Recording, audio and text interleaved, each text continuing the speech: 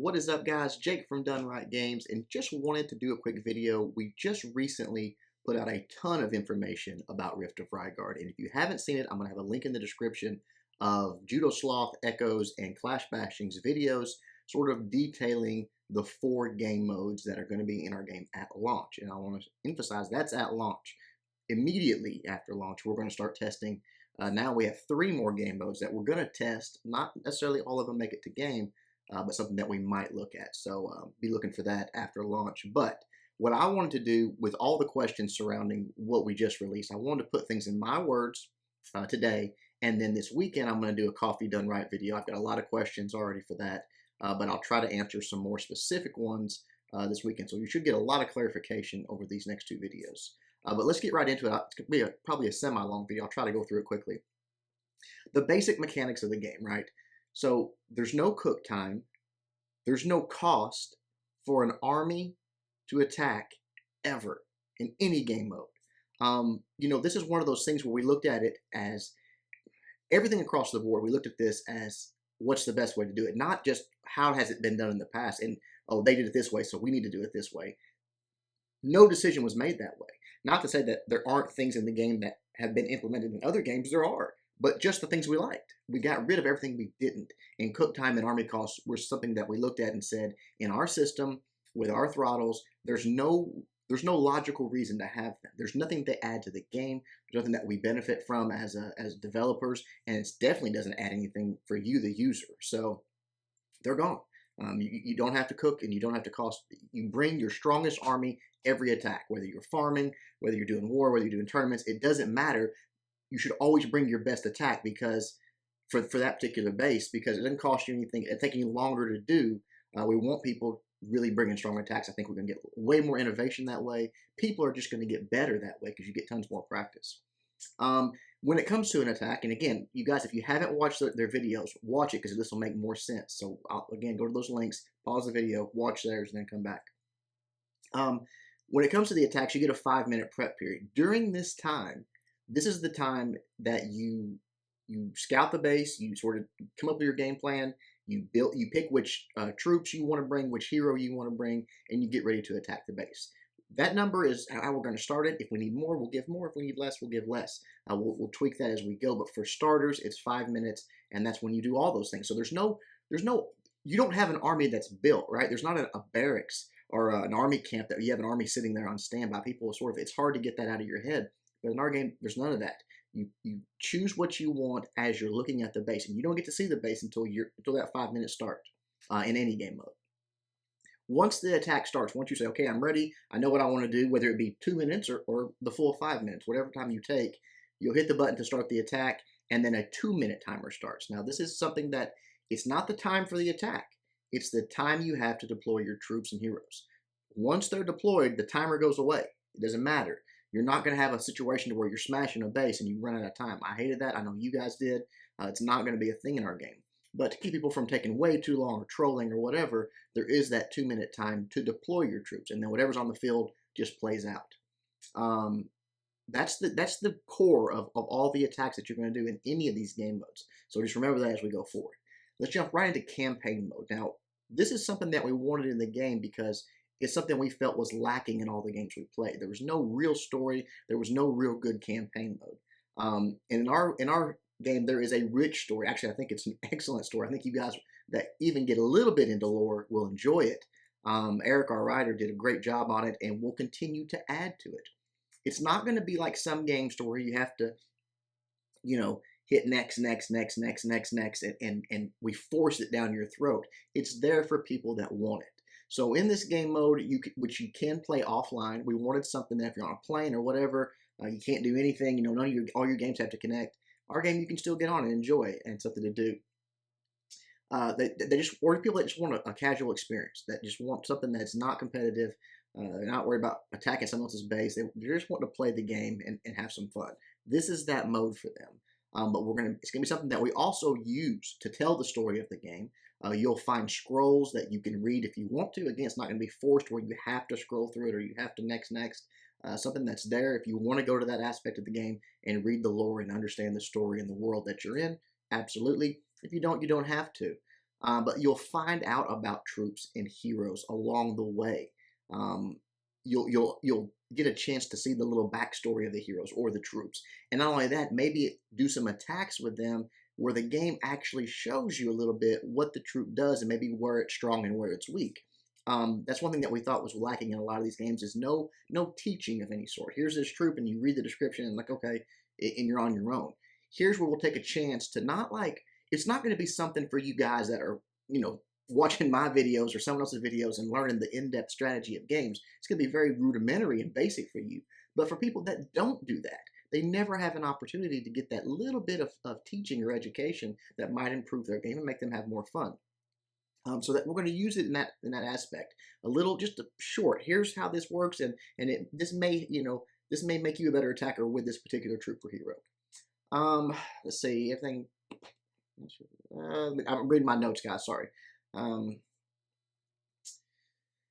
Okay, seasonal events. This is where we'll put in seasonal events and things that it'll always, hopefully, I mean, yes, you can grind through it to where there's nothing for you to do in this particular game mode. I mean, we can't keep up with someone that's really grinding it hard, but we're always going to be adding to it.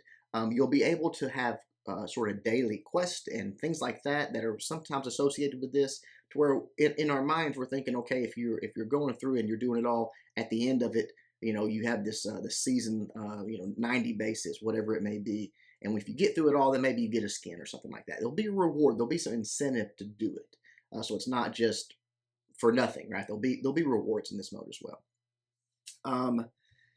Because the free-to-play player is important to us, not just in this mode, but in all game modes. There will be ways in this game, if you play it and are dedicated to it, that you can get some pretty cool stuff for free. Diamonds and skins and things like that that go along with it. Now, I'm not telling you you can get everything. That wouldn't be a very good business model on our end. But trust me when I tell you, the free-to-play player is going to have things they can strive for and still get some pretty cool stuff, some pretty cool rewards, and feel like they're not just forgotten or not as important as the pay-to-play player. So that's pretty much campaign mode. Pretty simple, pretty straightforward, but also very different than what a lot of people in the genre do. We want it to be something that's fun and, again, very versatile about how you can play it. Let's move right on to farming. Now, farming is sort of self-explanatory, but everything you know about farming is different in our game. This is not the farming that you're used to. For one, gold is the only currency we have. Another thing that we sat down and we really talked about it, we had in-depth conversations about what do multiple resources add to the game. And pretty much any game you go to, I don't know if I ever played a game with one resource. They all have multiple resources. But what does it truly add? You have this resource and you do something with it. You upgrade a troop or a defense or whatever. It doesn't matter. You do something with that resource. So it all does the same thing. It just looks different. In fact, in some games, it was very frustrating. You'd have a ton of one resource and none of the other. And it was like, this is just frustrating. It's not something that really enhances the game. So we did away with that. Gold's it. Gold upgrades everything. Gold is all that matters. Banks are what hold your gold. So you'll have a bank and it holds your gold. As you level it up, it will protect more of your gold, obviously. So you'll have less on the line when someone attacks you. But there's no limit. There's no storage limit to how much you can put in there. We want you to have a reason to attack always. Regardless of what you're doing, if you attack, you're getting something for it, and there's somewhere to take that resource and put it in. Now, if you're one of these guys that just left, I'm thinking of Tate, my old buddy from One Hive, that just grinds and grinds and grinds, and you're sort of ahead on gold, you got nothing to spend it on. Just remember, you're going to be a whale. When someone comes along your base, they're going to have a chance to take, a lot of your resources. So I don't think it'll ever get too out of hand because people are going to go to the bases that have the most resources. So it'll be a fun thing as well, I think. When you attack, the mechanics are the same. Everything's the same. You'll hit the search, and you'll get a list of 5. So if I want to go into a farming attack, I hit the button. 5 bases are going to pop up. All right. You're going to see their level, which should be the exact same level as you always. Not saying it'd be 100%, but it pretty much will always be the same level you're at in the game. Because in this mode, there are no trophies. There are no skill points. It's just about farming. Everyone in the world at your level is open to your attack unless they have a shield up. You'll get to see their level. It should be the same as you. The gold they have available for you to take, and how many defenses they've had this season. Now, a season is 3 months. It's a quarter of the year. But in the season, you'll have stats that sort of follow you along with that. A defense is probably anything less than 50%. Okay, that's a defense. Not that you won't still get some resources from it, because you will, but that's sort of the defender did better than you did, right? Once you pick a base, you're committed, and then the 5 minute starts. Okay, just like we talked about before. Once you start the attack, the loot that you're going to take is on a percent destruction basis. So it's not like other games we've played where you have to hit a certain building and that's where the resource is held and that's what you get. It's just, again, we want it to be about you bringing the best attack and smashing that base. And the better you do, the more resources you're going to get. Let's see. There probably will be a bonus based on a percent of what was available. So it won't be something that you're taking from the player you hit. It'll be created probably 10 to 15%, and then possibly a double bonus if you get 100% destruction. So we'll see on that. Nothing's locked down there, but that's what I'm thinking. The defender may, don't quote me on this because it's not final as well, the defender may get a small bonus for a sub 50% attack, so a defense. I feel like that's something that's a good incentive for people to build good bases, so we'll see on that. Loot and progression throttle is not controlled by attacks, how often you can attack or how many attacks you get in. That's not how we wanted to control the progression in this game. We wanted you to play the game nonstop if that's what you want to do, as much as you wanted to play. So it's controlled by how much loot you can bring back. So we implemented a cart system. Now the way this works is pretty simple. You have 5 carts. Think of them as a wagon, whatever you want to call it. And they're what go to the base with you that you're attacking, and they bring the resources back. Now the resources will come back instantly, but the cart will take time to get back. So you'll have to wait on that cart. Right now we have it at 20 minutes, and this was a confusing aspect for some people, but it shouldn't be. The carts are in a queue, so if I just bang out 5 attacks real quick before that first 20 minutes is up, there's only one 20-minute timer running down. When it goes down, okay, that cart's available. Now the next cart starts a 20-minute timer. So 1 hour and 40 minutes for all of them. I don't know why that was confusing, but it was for a lot of people. Now that being said, you can still attack as much as you want without having any carts. Your carts can all be down. You can still do attacks. But where the throttle comes in is now you're attacking and you have nothing to bring all those resources back, all that heavy gold back. So you got to bring it back by hand, stick it in your pockets. I mean, a lot of these troops, they wouldn't have pockets, but you know what I mean. So probably around 10% of what you would have gotten with a cart, you'll get from attacking. So there's still a reason to do it. It doesn't cost you anything. You're still a net gain, but it's much slower. So we're controlling that progression by controlling how much loot you can bring back. Because of this, we've introduced what is another first in this genre for sure, is the subscription model. So it's going to be a $5 a month subscription, $4.99, whatever. And you're going to get $5 in diamonds. So in-game currency, it's no different than if you just hit the button and bought the diamonds. You're going to get it in-game currency every month. Every time it renews, you're going to get that $5 in diamonds. But on top of that, you're going to get an extra 5 cards. So this is for people that know they're going to play the game, they're going to play it a lot, and they want to progress faster. That's it. Think of it, some people have compared it like to boosting your army, your cook time in Clash of Clans. If you just want to play faster and get more resources, that's what this is essentially. So we wanted it to be a sort of a no-brainer to where if you're playing it and you're probably going to spend some money anyways, then wow, why wouldn't I? I'm getting the cards for free. And I'm just paying sort of buying the $5 a month in diamonds. So that's how it's going to work, a bonus for those guys. Probably more or less non-stop. They're going to be in a queue as well. But when you have 10 cards, you're going to be able to farm a lot. So if that's you like the grind, that's going to be something you want to do. So that's farming in a nutshell, guys. Different than what you've seen before for sure, because you can do it all the time. Let's go to war. So this is something that people that watch my channel will obviously be very interested in. To start off, we're going 5v5 and 10v10. That's the only 2 options you're going to have. Now, I'm not saying that we'll never make larger wars. We may, if the community says, man, this is awesome, but we would love to do a 20 versus 20. I'm not saying it won't happen. At launch, we're going to have 5v5 and 10v10. 1 second, get some coffee. All right. The war is 2-hour duration. So we wanted something that was very consumable. You could sit down, do it, get up and leave. Not like days or half a day or anything like that, to where it takes so long that you can't commit that time. People have jobs and lives and families and all that stuff. We wanted to see something that a normal gaming session, you could sit down and do it. And of course, you only have one attack in that time frame. So just somewhere in that 2 hours, you have to get your attack in. A lot of the reason for this does revolve around cheating as we know it. Okay, this was going to eliminate any type of modding that you're used to hearing about or seeing, or putting servers that they can build the base and practice on. They don't have time, because again, you can't see the base until you hit the button. You got 5 minutes to plan and start your attack.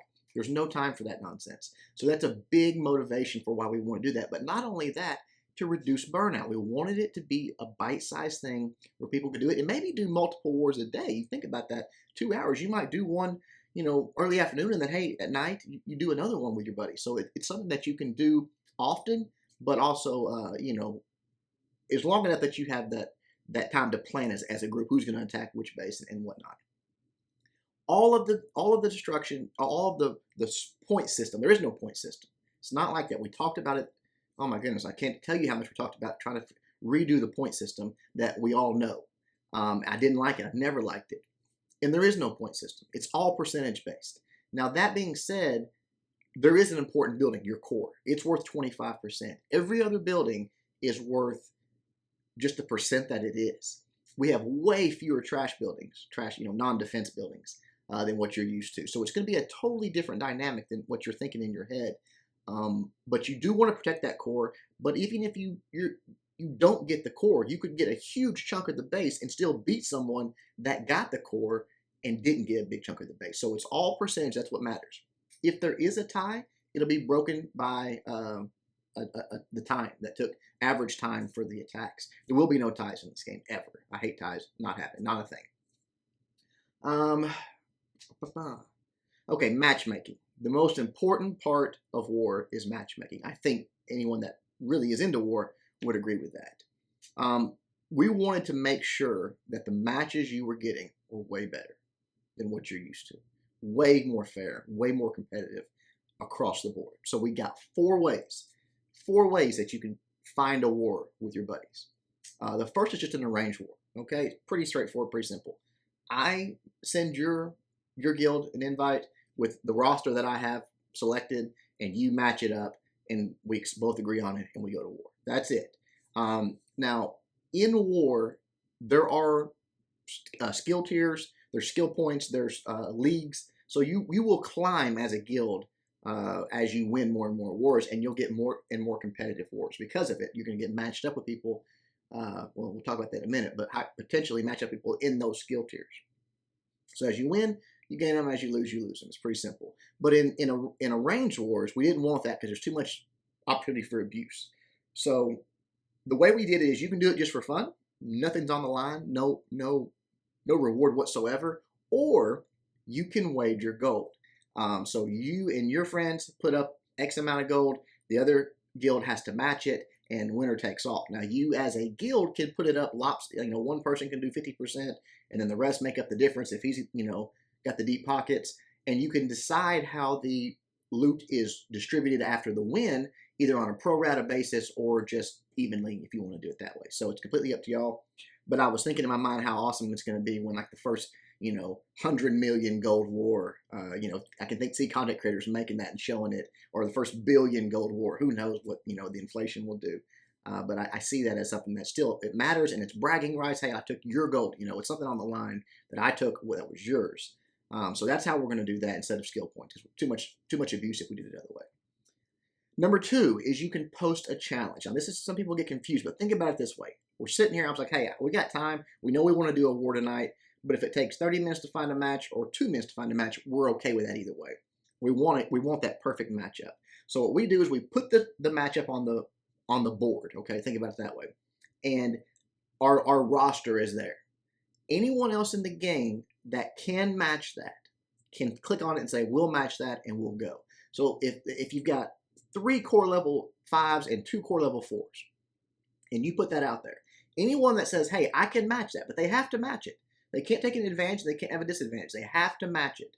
Can say, I'll accept. Here's our roster. If the core levels match up, the war starts. So you can put it out there and just say, hey, let's see if someone grabs this. The algorithm, if you're on the flip side of that coin, which is the third way to get a match, will sort of suggest intelligently ones that you can potentially match with. So if it's all core level 5s and you've only got 3 in your guild, it's not going to suggest that to you. So we'll try to make that as smart as possible.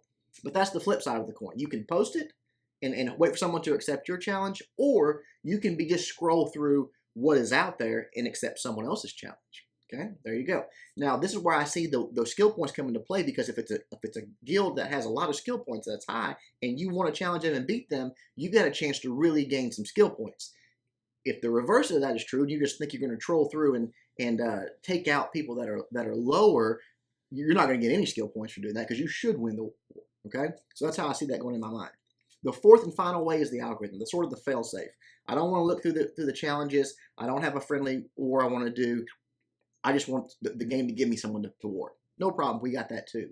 And because the fact that there's no engineered bases in our game, and everything is based off of a core level, not a war weight, we think you're going to get way better matchups. I think you're going to get mostly perfect matchups. There may be a little discrepancy, but we'll do way better, I think, than what you're used to. The reason there's no engineering, I'll make this as quick and simple as I can. I know it's going to be a long video, guys. The way it's going to work, if you're a core level 4, to go to core level 5, you have to have all of your defenses dropped, so you can't not build defenses, and all of your troops upgraded to the point where it is not, actually, we probably won't do the troops because it doesn't matter. You're just hurting yourself. So all of your defense is upgraded to the point where it's not maxed, but it's 1 level minus max. So for example, at core level 4, all defenses are max level 4. Make it simple, right? To go to level 5, you have to have all defenses dropped and at least upgraded to level 3. So again, if you do it this way, because you're matched up on a core level basis and not a war weight system, if you aren't upgrading, you're only hurting yourself and your guild. You're not getting an advantage. So that's fine if that's what you want to do. But that's the way it's going to work. Again, never be a tie. We'll always break the tie by time. If that somehow got weird and people didn't want to do it, what we might do is do a sudden death, attack. Each guild put forward one person and do it. But right now, tiebreaker on time should be fine. All right, the last game mode, and I'm trying to get through this quickly, but we're on time here. Ooh, we're getting long. Okay, I'll go quick. Is a tournament. This is the single player game mode, competitive game mode. There is skill points. There is all those things like war. It's just you're doing it by yourself. 16-man tournament. We're looking to hit that 30-minute time mark. Depends on. You can't tell exactly because some people are going to take longer in the planning phase and shorter. We'll do our best we can to keep it a concise event, a time frame, but people have their 5 minutes and their 2 minutes to attack, so is what it is. All tournaments will be within the same core level. So if you're core level 3 and you enter a tournament, you're entering a tournament with core level 3s. That's it. You're going to find out who the best core level 3 is, and there's going to be different leaderboards for those core levels. So core level 3, 4, 5 have different leaderboards. You're not compared against a core level 5. That's ridiculous. So you can be the best core level 4 in the world, right? And that can be where you're at. So it's going to be skill points similar to the way you win, you climb up, you lose, you go down, and you get matched up with people that are closer to your skill level as you go. If you lose a match, you're out. It's single elimination bracket. You just do the thing. If you're out, you can either just exit out and start over if you want to do another tournament, or you can spectate any of the matches that are going on that you want to. So it's up to you on that. We're working on allowing players to have different bases for each round, because obviously you could have some shady stuff with people watching the thing and telling everybody, oh, here's what this base was, I just attacked it, da-da-da. So we're working on that. We'll see. We'll try to make it as fair as possible. Yeah. Okay, we did that. Okay, the reason for this is we want to find out who the best players in the world are. Not even just the best guild, the best teams. We want to know who the best are. This is going to be esports as well, just like wars. When we have the event, you're going to have the individual tournament final, and you're going to have the war final. So this is going to be something where you can really shine as an individual. And nothing to do with free time, right? You got to win. It's going to be competitive, not just who has the biggest time sink here. You will be able to create a tournament if you're a content creator or just want to hang out with your buddies and have a tournament within your own guild. Fine. There's a code, you can give it to the people, and everyone can enter that tournament that you gave the code to. So a private room or whatever you want to call it. So it's going to be awesome for stuff like that. Or if you have a meetup, go meet your friends like we did at Houston Live or something like that. Think about that. You could do tournaments every hour. It'd be awesome, So that's going to be in the game.